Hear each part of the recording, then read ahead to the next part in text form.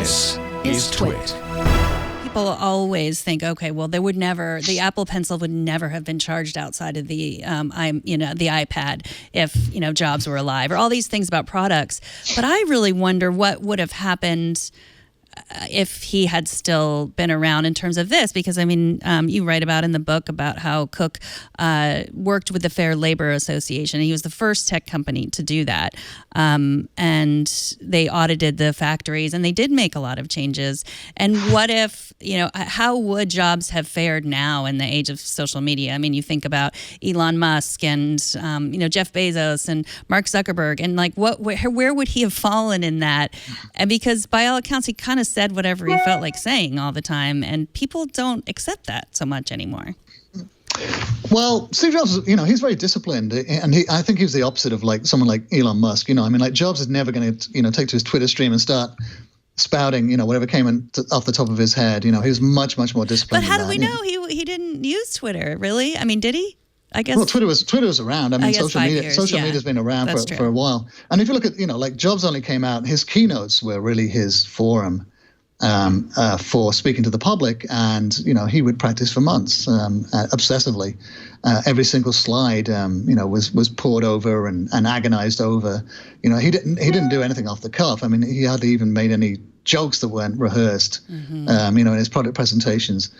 But the point about would he have cared about these issues? No, I don't think so. I think this is what's interesting about Tim Cook, and this is why he's one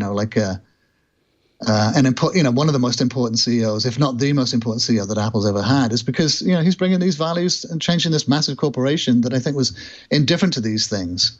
It was indifferent to the supply chain. It didn't, Jobs, I think, was mortified that 12 people committed suicide and would loved how to he'd loved that issue to have gone to bed. He did not like dealing with that and did not know how to deal with it and didn't deal with it. They made some changes, but the big changes didn't really come until after Jobs passed and Tim Cook took over. And then he really got serious about, enforcing Apple's supplier code of conduct, holding the suppliers' feet to the fire, cutting them off if they made too many infractions. They really got serious under Tim Cook, and it wasn't under Steve Jobs. He's making Apple a very, very progressive company.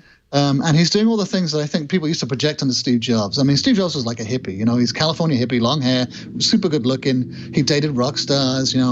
He was had weird diets. He seemed to be the epitome of the sort of California left coast cool. And yet the company he founded and ran was, it was like a big, really kind of ruthless money-making machine. And it really didn't do much for the environment or for, inclusion, diversity, education, the supply chain.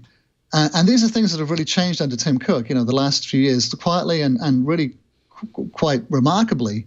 He has been turning Apple into this vessel for making some quite important changes, I think, in the way that American, people, that companies as big as Apple do business and do things like make products. They're running on 100% renewable power is big and important. I think a really big and important change.